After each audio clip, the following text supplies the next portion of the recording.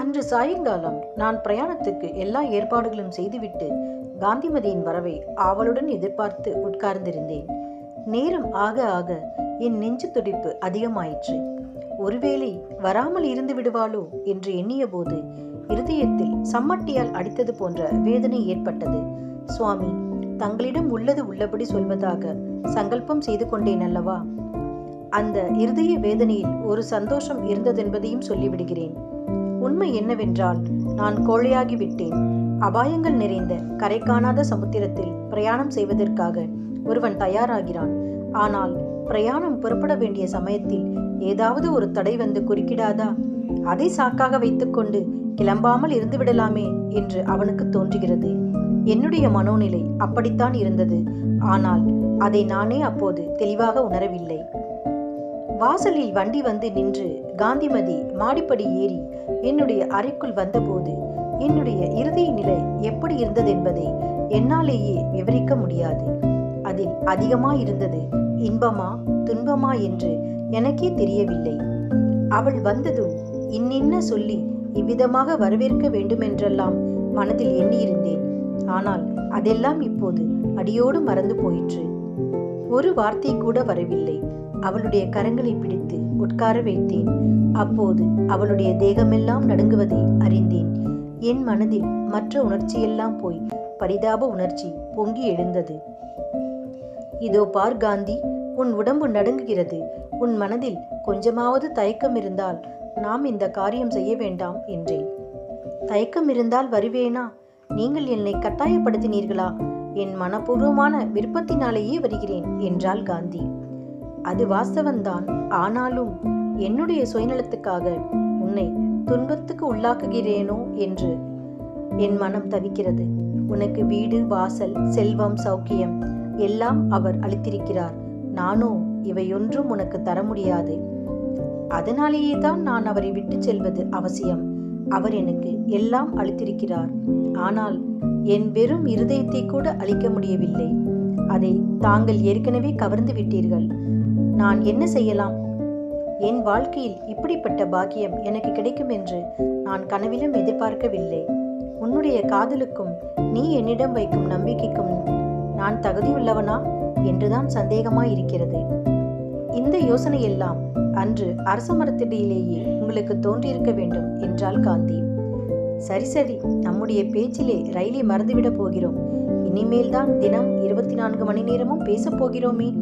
இப்போது கிளம்பலாம் என்றேன். கிளம்புவதற்கு முன் இன்னும் ஒரு விஷயம் உங்களுக்கு சொல்லிவிட வேண்டும். அது அவருக்கு கூட தெரியாது என்றாள் காந்தி. அப்போது அவள் முகத்திலே சிறிது வெட்கத்தின் அறிகுறி காணப்பட்டது. இதழ்களில் சிறு நகை உண்டாயிற்று. அவள் சொல்லப்போவது என்னவாயிருக்கலாம் என்று சற்று யோசித்தேன். ஒன்றும் தெரியாமல் என்ன சொன்னாலும் கேட்க தயாராயிருக்கிறேன் என்றேன். 3 மாதமாய் எனக்கு உடம்புக்கு ஒரு மாதிரியாய் இருக்கிறது. மாத ஸ்நானம் செய்யவில்லை. நாம் போகும் இடத்தில் இது ஒரு சிரமம் இருக்கிறது என்றாள். இதன் பொருள் எனக்கு நன்றாக விளங்க ஒரு நிமிஷம் பிடித்தது. அது விளங்கியதும் ஒரு பெரிய ஆறுதல் உண்டாயிற்று. அபாயம் நிறைந்த கடற்பிரயாணம் தொடங்குவதற்கு அசட்டு தைரியத்துடன் தீர்மானித்து விட்டு அதற்கு ஏதாவது இடையூறு நேராதா என்று எதிர்பார்த்து கொண்டிருந்தவனுக்கு உண்மையிலேயே ஒரு இடையூறு இப்போது தென்பட்டது. சற்று நேரம் சிந்தித்துக் கொண்டிருந்தேன். என்ன இவ்வளவு ஆழ்ந்த யோசனை என்று காந்திமதி கேட்டாள். காந்தி, இந்த ஜென்மத்தில் நம்முடைய காதல் நிறைவேறுவது பகவானுக்கு இஷ்டமில்லை. கடவுள் சித்தமிருந்தால் நீ இன்னும் 1 மாதம் கல்யாணம் ஆகாமல் இருந்திருக்க மாட்டாயா என்றேன். இதுதானா உங்கள் காதல்? இவ்வளவுதானா உங்கள் தைரியம் என்றாள் காந்தி. ஆமாம், உன் வாழ்க்கையை பாழாக்குவதற்கு எனக்கு தைரியம் இல்லைதான். அவர் உனக்கு அளிக்கும் வாழ்க்கை சௌகரியங்களுக்கு பதில் நீ அவருக்கு ஒன்றும் கொடுக்க முடியவில்லை என்று கூறினாய். அது தவறு. அவற்றுக்கெல்லாம் மேலானதை, சந்தான பாக்கியத்தை அவருக்கு நீ அளிக்க முடியும். இந்த ஜென்மத்தில் நீ அவரை சேர்ந்தவள். அடுத்த ஜென்மத்திலாவது நம்மை ஒன்று சேர்க்கும்படி பகவானை பிரார்த்திப்போம் என்றேன். அவர்தான் வேதாந்தி என்று நினைத்து கொண்டிருந்தேன். நீங்களும் ஒரு குட்டி வேதாந்தி என்பது தெரியாமல் போயிற்று என்றாள் காந்தி. அடுத்த நிமிஷம் வேறு வார்த்தை பேசாமல் எழுந்து சென்றாள். கீழே காத்திருந்த ஜட்கா வண்டி கடகடவென்று சென்றது. அந்த வண்டியின் சக்கரங்கள் என் இதயத்தின் மேல் ஓடுவது போல் இருந்தது. காந்திமதி இறங்குவதற்கிருந்த பெரிய துன்ப குழியிலிருந்து அவளை காப்பாற்றி கரை சேர்த்ததாக நினைத்தேன். ஆனால் என்னுடைய வாழ்க்கை என்னவோ பாழாயிற்று. இனிமேல் அது வெறும் பாலைவனம்தான். அன்று இரவு ஒரு கண நேரமும் நான் தூங்கவில்லை. இன்னும் சில நாள் அப்படியே இருந்தால் சித்தம் வேதளித்துவிடும் என்று தோன்றிற்று. எனவே மறுநாள் அதிகாலையில் திருக்கோவிலூரை நோக்கி பிரயாணமானேன். திருக்கோவிலூர் மடத்தை பற்றி தாங்கள் அறிந்திருப்பீர்கள். அப்போது அம்மடத்தின் தலைவராயிருந்த சுவாமியை எனக்கு ஏற்கனவே தெரியும். அவர் சிறந்த கல்வி பயிற்சியும் ஒழுக்கமும் விசால புத்தியும் கருணையும் உள்ளவர். அவரிடம் சென்று நான் சந்நியாசியாக விரும்புவதாகவும் அவருடைய சீடனாக என்னை ஏற்றுக்கொள்ள வேண்டும் என்றும் தெரிவித்தேன். சுவாமிகளும் அருள் புரிந்து என்னை ஏற்றுக்கொண்டார். 5 வருஷங்களுக்கு பிறகு என்னுடைய குருநாதரை சென்னையில் இருந்த ஒரு பக்தர் அழைத்தார். அவருடன் நானும் சென்றேன். ஒரு நாள் கோவிலில் உபன்யாசம் நடந்தது. சுவாமிகள் வழக்கம் போல் அரிய பெரிய சமய தத்துவங்களை சரமாரியாக பொழிந்து கொண்டிருந்தார். ஆனால் என்னுடைய மனம் என்னவோ அன்று உபன்யாசத்தில் ஈடுபடவில்லை. உண்மையில் சென்னைக்கு வந்ததிலிருந்தே என் உள்ளம் சரியான நிலைமையில் இல்லை. தியானத்தில் மனம் குவிதல் மிகவும் கடினமாயிற்று. அடிக்கடி காந்திமதியின் நினைவு வந்தது. புலன்களை அடக்கி வெற்றி பெற்ற நாம் இப்போது காந்திமதியை பார்த்தால் என்ன என்று தோன்றிற்று. அவளை நம் சிஷ்யையாக கொள்ளலாம் என்ற ஆசை கூட உண்டாயிற்று.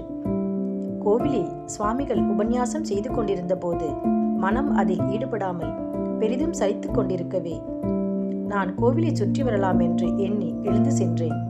சுவாமி தரிசனம் செய்துவிட்டு அம்மன் சன்னதிக்கு சென்றேன். அங்கே கர்ப்பகிரகத்தில் அர்ச்சகர் பூஜைக்கு ஆயத்தம் செய்து கொண்டிருந்தார். வெளிமண்டபத்தில் ஒரு சிறு பெண் கைகூப்பிய வண்ணம் நின்று கொண்டிருந்தாள். அங்கு வேறு யாரும் இல்லை. அந்த குழந்தைக்கு வயது 5க்குள் தான் இருக்கும். அவள் வாய்க்குள்ளே ஏதோ முணுமுணுத்து பிரார்த்தனை செய்து கொண்டிருந்தாள். அவள் என்ன பிரார்த்திக்கிறாள் என்று தெரிந்து கொள்ள ஆவல் உண்டாகவே அருகில் நெருங்கி உற்று கேட்டேன். அம்பிகை, தாயே, என் அம்மாவை காப்பாற்று. நாங்கள் திக்கற்றவர்கள். உன்னை தவிர எங்களுக்கு கதி கிடையாது.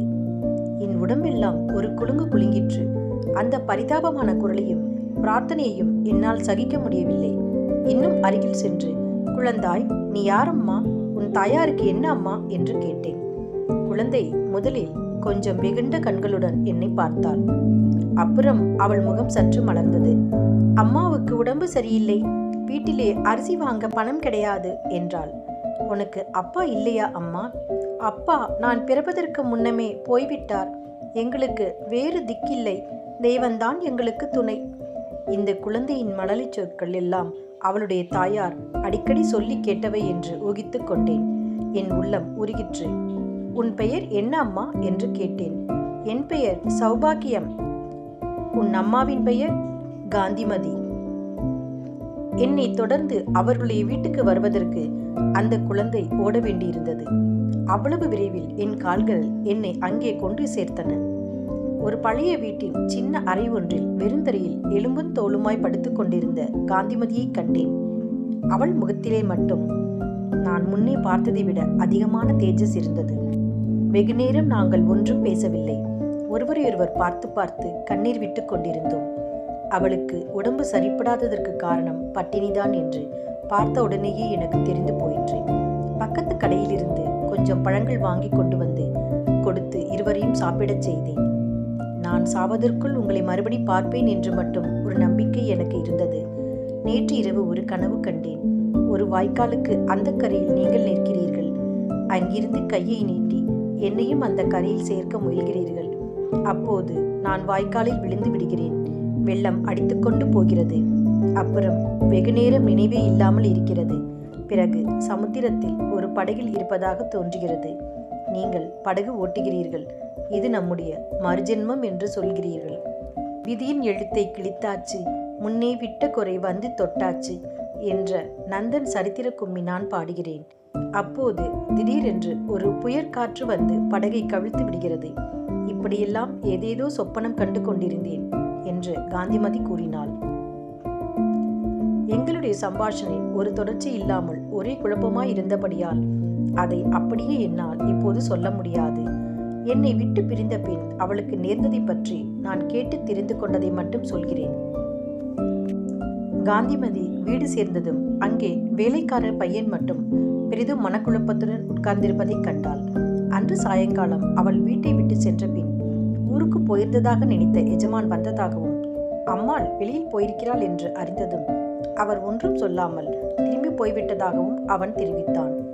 அன்றியும் எஜமான் வந்து சென்ற பின் சமையற்காரி இரும்பு பெட்டி இருந்த அறைக்குள் சென்று கதவை தாளிட்டு கொண்டே ஏதோ அன்றியும் எஜமான் வந்து சென்ற பின் சமையற்காரி இரும்பு பெட்டி இருந்த அறைக்குள் சென்று கதவை தாளிட்டு கொண்டு ஏதோ குடைந்து கொண்டிருந்ததாகவும் பிறகு அவளும் ஒன்றும் சொல்லாமல் வெளியே போய்விட்டதாகவும் கூறினான். காந்திமதி பதைபதைப்புடன் இரும்பு பெட்டியை போய் பார்த்தாள். பெட்டி திறந்திருந்தது. சாவி கொத்து கீழே கிடந்தது. பெட்டிக்குள் நகைகள் இல்லை. தான் எழுதி வைத்திருந்த கடிதம் மட்டும் இருந்தது. அதை எடுத்து கிழித்து தீயில் போட்டு எரித்தாள். நகைகளை சமையற்காரி எடுத்து போயிருக்க வேண்டும் என்று அவளுக்கு தோன்றிற்று. காமாட்சிநாதன் அவ்வளவு சீக்கிரம் திரும்பி வந்து மறுபடி போனதை பற்றி நினைக்க நினைக்க அவளுக்கு கவலையாயிருந்தது.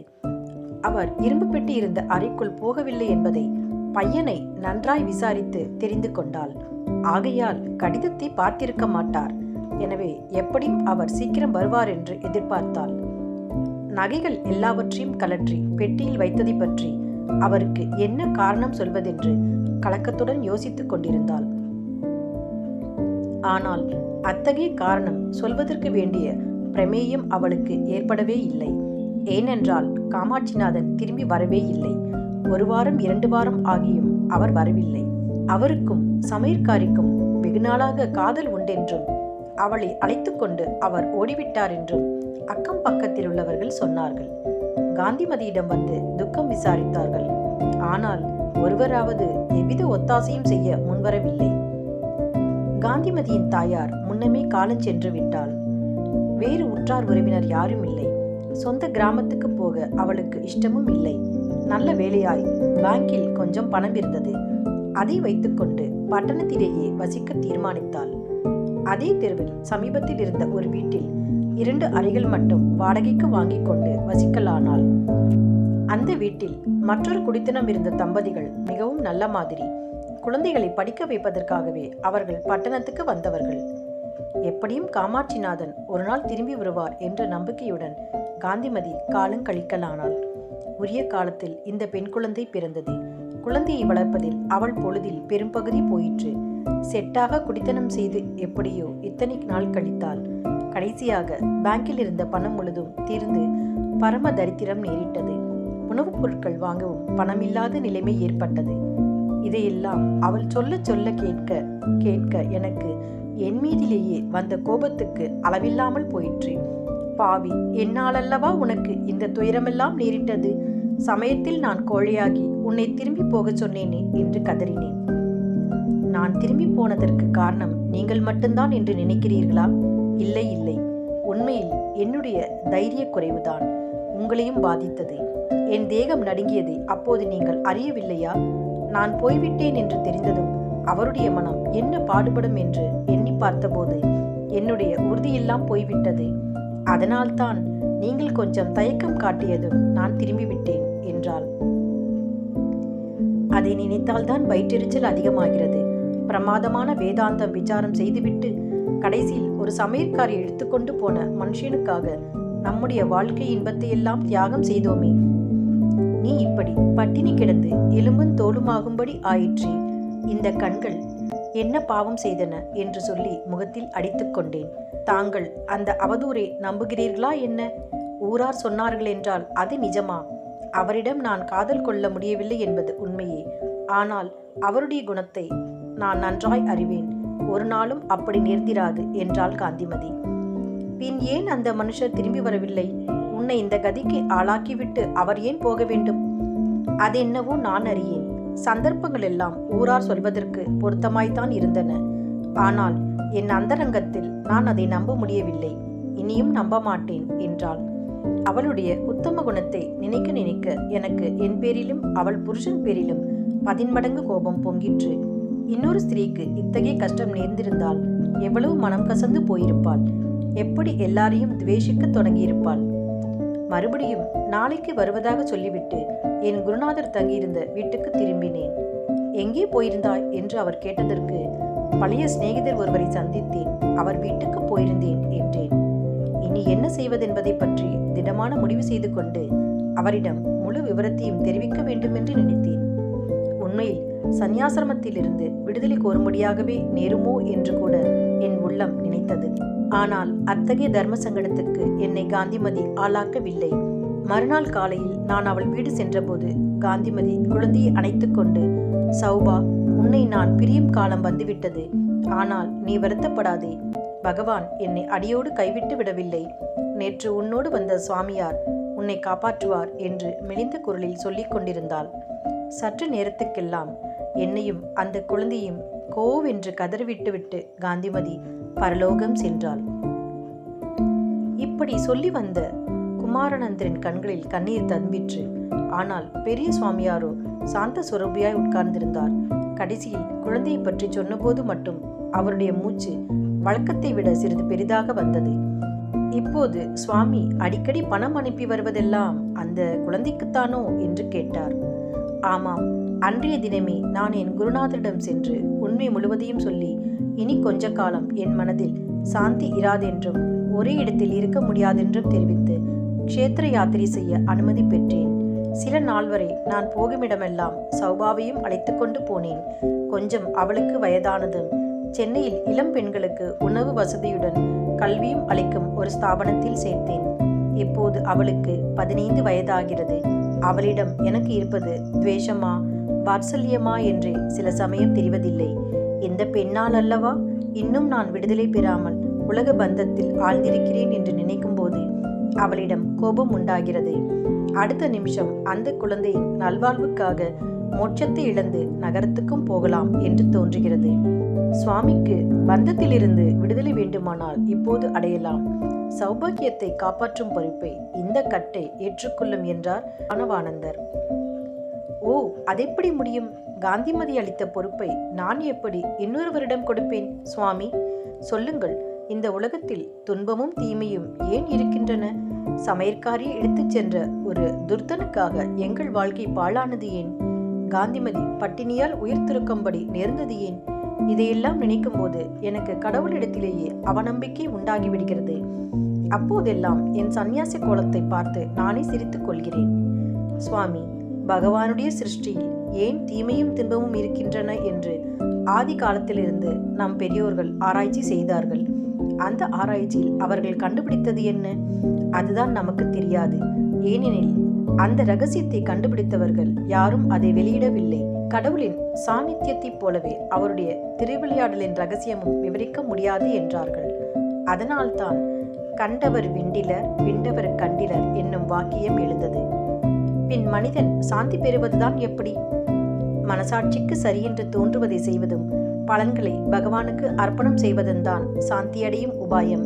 உதாரணமாக, காந்திமதியின் கணவன் அவள் வேறொருவனை காதலித்திருக்கையில் தான் அவளை மனம் புரிந்தது பிசகு என்று அறிந்தபோது அவளை விட்டு செல்வதே சரியென்று எண்ணி அவ்வாறு செய்தான்.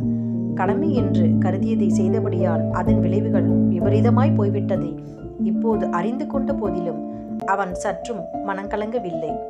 சின்ன சுவாமியாருக்கு துணுக்கின்றது. சுவாமி, என்ன சொல்கிறீர்கள்?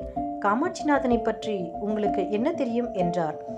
ஆமாம், அவனை பற்றி இந்த கட்டைக்கு நன்றாய் தெரியும். சுவாமி கருதியது போல் அவன் சமையற்காரியுடன் போகவில்லை.